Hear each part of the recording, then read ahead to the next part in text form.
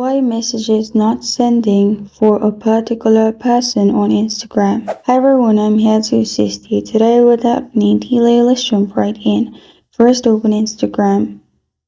Sometimes message may not be sent because you're in disappearing mode or vanish mode.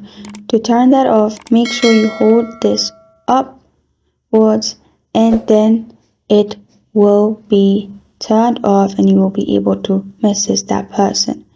Or another thing what it could also be is hold on to Instagram in your home screen, then press on app info. After you click on app info in here, click on storage and cache. Click on clear cache.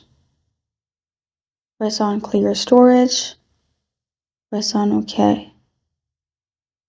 And after you do this, open Instagram and try texting the person. Your problem will be fixed. This is how to fix when messages are not sending for a particular person on Instagram. Thank you for joining me today. If this video helps you out, please leave a like and subscribe for more. Got a question or want to suggest a topic? Comment below. Thank you for watching.